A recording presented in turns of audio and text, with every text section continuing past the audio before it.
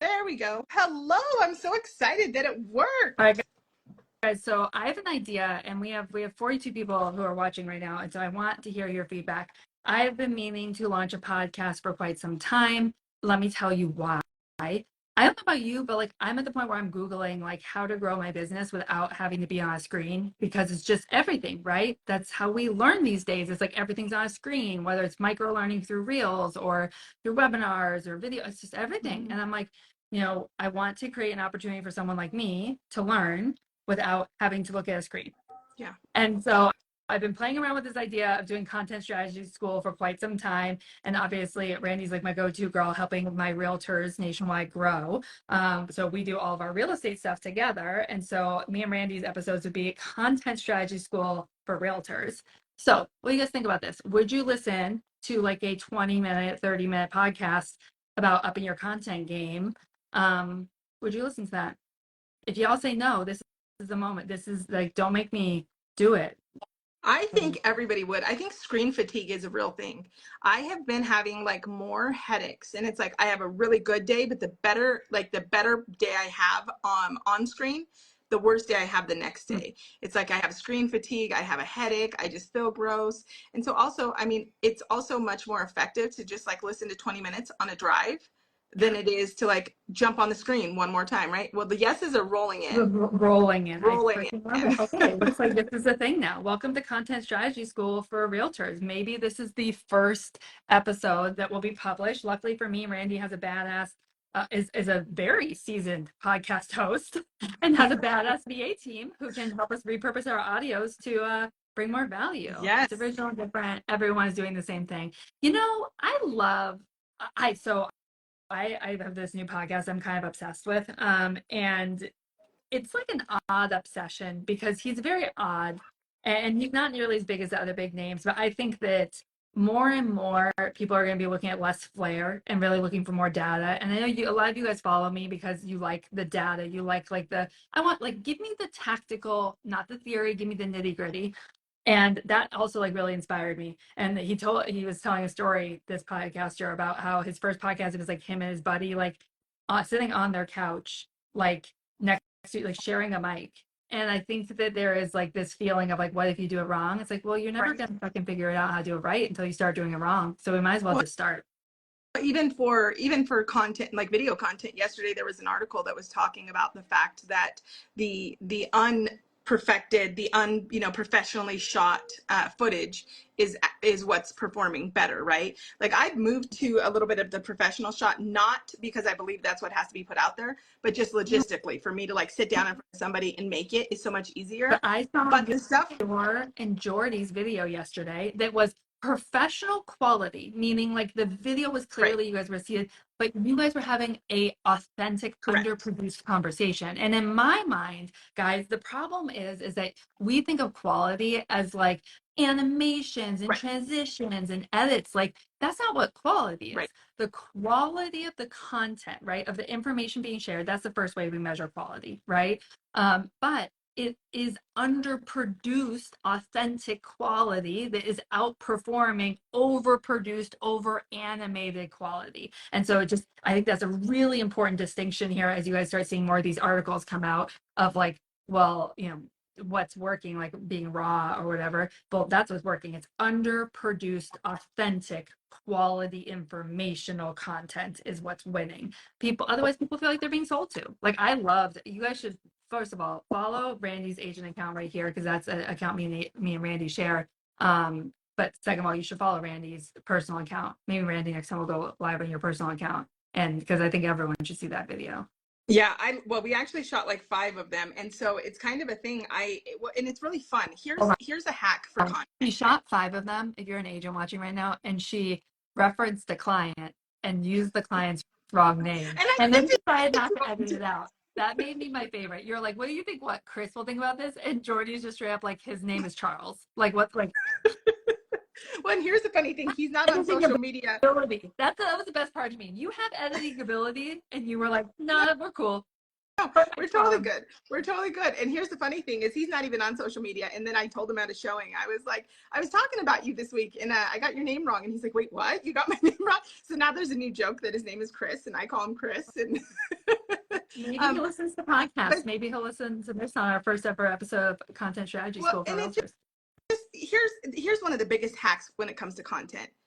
Like, stop doing something that is not naturally fun for you or that you don't enjoy. Do not force yourself into the box, right? Like, and so that I think is something that I have finally figured out is like mine and Jordy's banter is actually what people love. And that's what they get when they work with us. They work with us as a team. And so when you buy or sell with us, you get that banter. And so now when we're arguing about something, I'm like, just stop right now. Go put it in our list and we're going to debate this with the camera on. That's it. The same conversation that we naturally have, we just throw a camera on. It's that simple. Can we talk about existing outside the box? Because so for some of you guys know, you first of all, I'm very divided right now on my stance of like new followers. I'm like, yes, of course I want to continue to grow. It validates you as like a professional to have 1 million followers, there's 100,000 followers, but I'm also like fully convinced all the cool people have found me. So like there's no need for like any more people to like come here. It's kind of like when we moved to Nashville from California, like it's closed. Like this is a club now. Like no need to send anyone else, you know? But I was talking to my husband about this and like kind of going through this process of growth and growing in front of people, which is really uncomfortable in content. And then also like becoming a mirror or having everyone else grow into your space where now all of a sudden they're a mirror of you. And for me, that was very strange. Like at the beginning of last year, I dropped the whole like B-roll viral video thing. A whole bunch of people were like now, like they are now B-roll viral video experts. It's like become this whole genre, right? And so like I'm on the verge of like pivoting because I'm like, I was authentically outside the box, like you were just talking about. I was myself, and then everyone became me, and then they outgrew me, which is fucking incredible. So, but I'm like, I literally almost updated my Instagram bio yesterday, Randy, to like BRB revamping my MySpace. Like if I see one more like Instagram growth hacking coach, like my head's gonna explode. And so I feel like I'm in this like rebellion phase where I'm like, I want to be the exact opposite of what everyone else is becoming right now.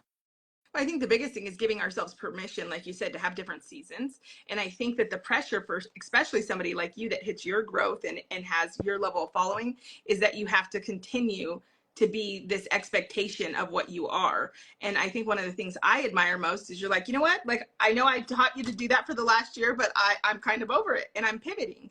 And I think that is a lesson in itself that can be learned from somebody like you, right? That's a lesson in itself that can be learned.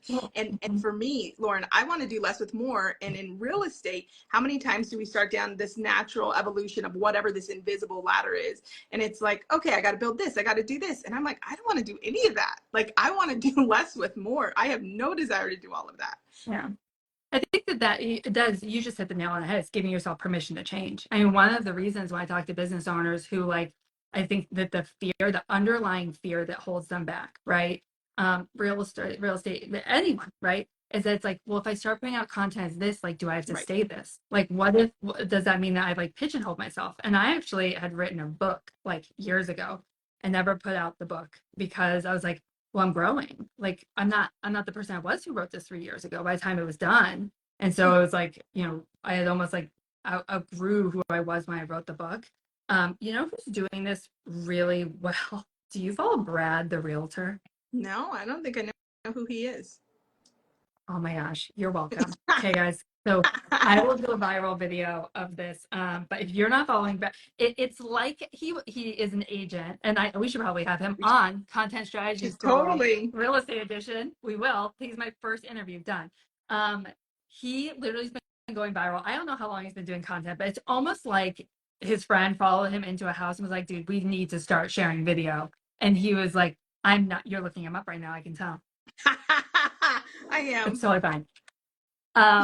This is where we would cut away and show Brad the realtor video, and we will. So, or if you're listening to this on our podcast, our first ever episode, go ahead and we'll have linked the video in the show notes. Look, she's a natural. Show notes. Listen to you. So it's like he wandered into a house And then his buddy was like, dude, we really like, I saw this lady on Instagram, Lauren Taylor, and she told me we should really start creating content. And he's like, I don't fucking want to create content.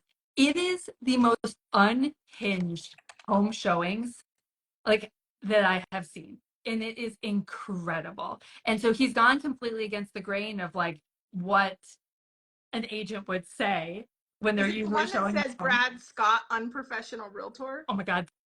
Does it say that? That He's is my new literally what his name says. icon. I'm gonna change my entire content strategy. If you're an agent and you don't follow Brad the realtor, and if he doesn't get like at least another 1,000 followers from this podcast episode alone, so good. So he, in my opinion, is someone is like, look, I see what's working. The unprofessional realtor. I'm dying. I see what's working. 88,000 followers. But how do I get him live with us right now? And he's just like, I'm gonna do this my way, right? If you're forcing me to do video, like I'm gonna do it my way. I'm just, it's so good. Like literally, what his okay. Let me read you the titles of his last 4 reels. Actually, his last 4 reels are this, They all, poop all say the emoji. same thing, This right? poop emoji. So this shit is available now. That's it. That's it. Yep. That's it. Like it is unhinged. It is amazing. I'm gonna link my like 3 favorite videos. And then like this is clearly my spirit animal. Like if you look a week back, he showed a video. It's like I fucking love Texas. That's it. That's the video Yeah, you see title. the one that's like yeehaw mother effer. Randy, I want you to know I have a reel queued up this week, and I say GD in it, but I don't say the word. I say GD, and I was like, that one's for fans. Improvement. Moving. It's moving in the right direction. Yes, take it. My new favorite. I'm gonna get him on Content Strategy School. If you guys want to see Brad the realtor, the viral unprofessional realtor on this shit is available now 2024. That's all That's all it says. Here's something though that I want our listeners to think about. So of course, if there's not already somebody watching us and listening to us right now that is like turned off because this is unprofessional, that's going to happen. But the number one thing you have got, if you're going to go in on content, you've got to get comfortable with is not being everybody's cup of tea. Like I changed my strategy, and let me tell you a fun secret. Miss Lauren Taylor, who I love to death, who I've been friends with and in business with, it was probably 8 months ago, maybe even a year ago now, that I put out a piece of content and she liked it. And she was like, oh, I like it. And she actually shared it for like 45 seconds. And then she was like, oh, I can't share that. She had some personal reservations, so she pulled it back. But to my point, when I made the choice that I don't make a conscious effort to be polarizing, but I'm okay being polarizing. I'm okay. Within one swipe of my Instagram, I want you to either love me or hate me. And the day that you can begin having that content strategy is the day that you're going to see traction. Because what happens now through that content strategy is people show up ready to work with me. They know me, they like me, they trust me, they're willing to work my way, and they're ready to go. And I'm able to sit with the buyer or sit with the seller, and I'm able to say, okay, here's our next 6-week success plan. And in 6 weeks, I'm handing you keys if we do this. And they say yes, and we're in. We're not dancing around things. We're not footing around things because they know exactly who I am and I know who they are. But again, I had to get comfortable with it. My entire content strategy was like me or hate me. You can't be lukewarm, right? And Lauren, you know I'm a Bible banger, and we're not supposed to be lukewarm for Jesus. So don't be lukewarm for Realtor Randy. Either love me or hate me. That's very true. You know, it's so funny because you just hit the nail on the head. Like people are looking at this and they're like, I would never do that. Okay, then do what you would do, but do it to the 10th degree. Yeah. I bet you there was a point where this guy, just like us, right? At some point, like was like gray in the middle, like, and I'm sure he had some like moderate success, right? And then he was like, I just want to do it on my terms. If you're going to fail on your terms. Go all in on being you. It is so much easier to create content when you are being authentically you, because you don't have to put on a face to be anyone else. You can just show up, turn on the camera, and press record. And that, again, the beauty is that you're in a space right now where this underproduced, authentic content is outperforming these very scripted videos. So if this is the moment where you've been like scared to go all in, guess what? Like now's the time. Like now is the time.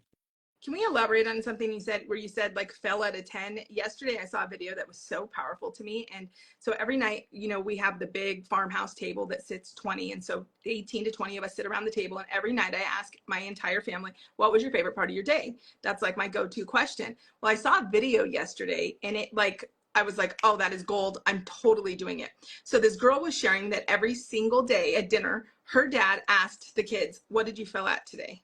And if they didn't have something they failed at, he was like, you need to go fail at something. So he built a natural muscle in his kids to fail forward.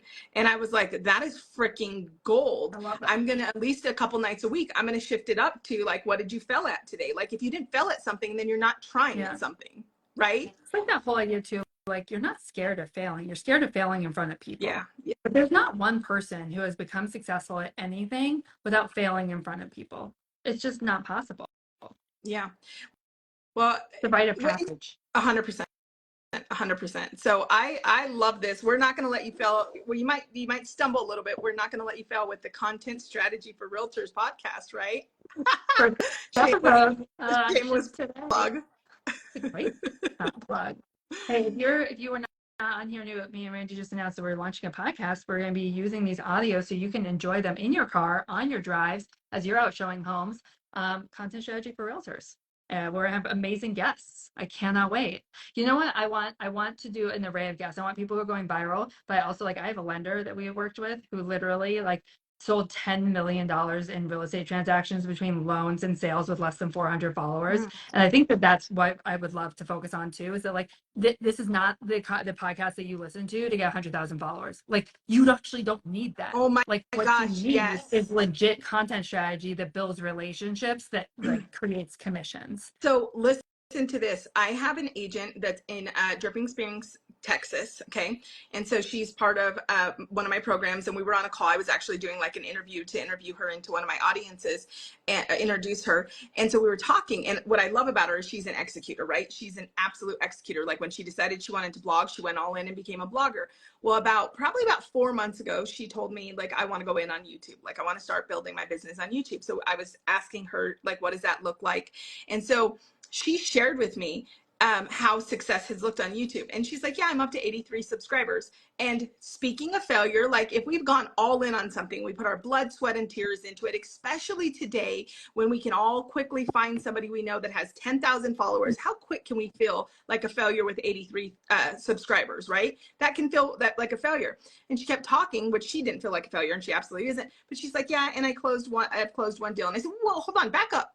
In 4 months, you've already closed a deal, which life cycle of a contact, that's a quick flow through. Okay. So she's made, somebody followed her, started following her content, connected with her, and is already closed. So she's already had a sell. So 83 subscribers on YouTube, 4 months into YouTube, and a closed sell. And when we turn that ROI around, because that YouTube isn't costing what a realtor.com or a Zillow or an online source, and it doesn't have to have the build out to handle the volume. Her ROI is probably 99.7%, especially because she's good at shooting her own content. Oh my gosh, that is so powerful. So what we're going to talk about in content strategy is the right metrics, not the vanity metrics. We don't give a crap if you have 100,000 followers. We care about you having 100 grand in your bank. I legit had a agent that was meeting with who's in our Amplified program, and I've been pushing him. I'm like, you have to post more content. I don't care what it is at this point. You have to post more content. Otherwise, you're not going to figure out what works for you, right? Like, it's like, and so we were clarifying his message, and he came on our last call and was like, well, I posted a picture, and what did he do? He was like, and I got like a $600,000 listing. I was like, oh my God. Do you ever? I cannot with you. I can't. So is there anything else that I can help you with that would help you to like, there can't be anything more motivating than that. He has like less than 1,000 followers. And I'm just like, okay. So does this make this a priority for you now? But did it? Because so I'm just going to be very honest, and she'll kill me later for it. But this is the exact conversation I have with Jordy all the time. And then when Jordy pushes out a piece of content, inevitably 3 people are in her DMs. Jordy, I think I'm ready to start buying. And I'm like, Jordy, did you see?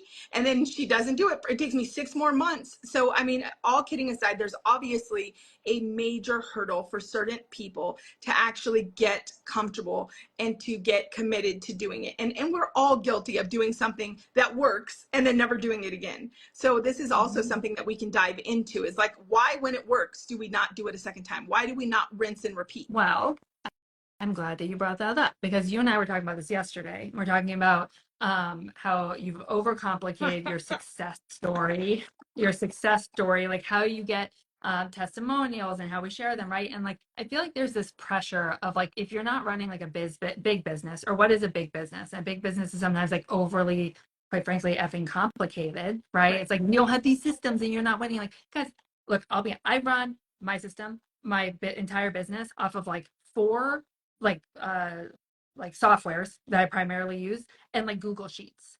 And so me and Randy were going through one of the most recent Google Sheets that I created, and we're like, well, I mean, this just simplifies it. Like, if we share a success story every single week, that results in like 20 DMs and 20 appointments, and adds like 20 people to our email list. Like, why don't we just do this every single week? Well, do we have a way to collect those? Well, I need to build the landing page for that. No, you don't. You need a Google Sheet, right? And so like this let's like simplify it to its nth degree of like what needs to be done, right? So and then how we make that priority. For me, it's this easy, guys. It's a freaking Post-it. This is my success code. I literally like teach people in Amplify like how to find their success code. I post enough content to know if I just post XYZ that my pipeline keeps flowing, right? Yeah. And it has nothing to do with growing followers. Quite frankly, it has everything to do with new clients and new people to help. But taking the time to like create enough content to figure out what works for you, and then holding yourself accountable. Like, this is my top of funnel. Yeah. And if it's not posted, and guess what? Like, I could find an app that reminds me. I could, but you know what works just as well?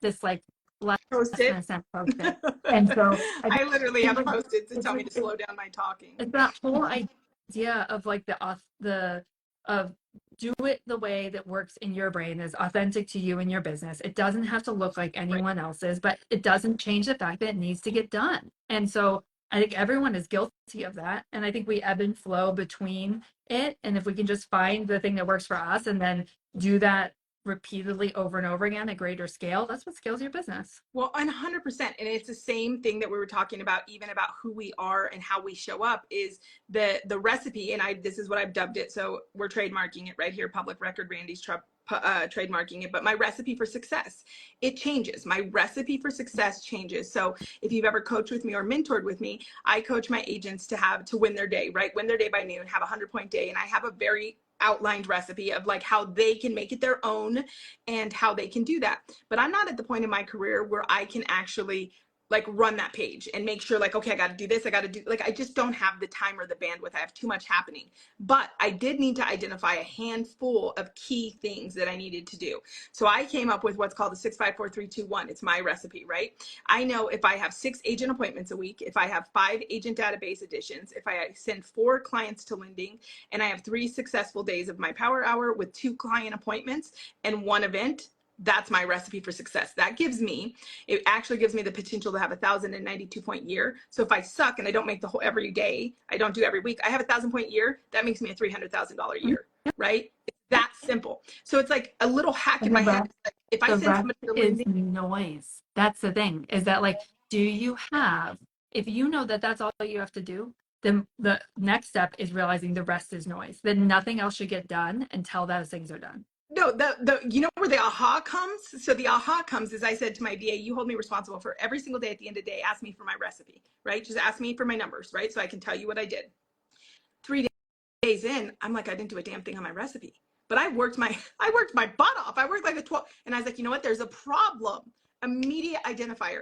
And so here's what happens with agents is we don't just know these couple little things. You don't need to know all the things. You don't have to have all the systems. You need to know a couple key metrics that you're responsible for, right? When you know those KPIs and then you just hold yourself accountable daily, you'll catch yourself on day 3 and you'll course correct and you'll still make money in 90 days. But what happens is you don't have any intentionality in your business. You don't catch that you're not doing the right activities. And then you get 90 days down the line and you have nothing in your pipeline. And now you've got a big problem on top of realizing you didn't do the right activities. So what you just described is productivity placebo, is that you have given yourself the illusion that you are actually like accomplishing things that move the needle in your business that is actually keeping you from moving the needle in your business.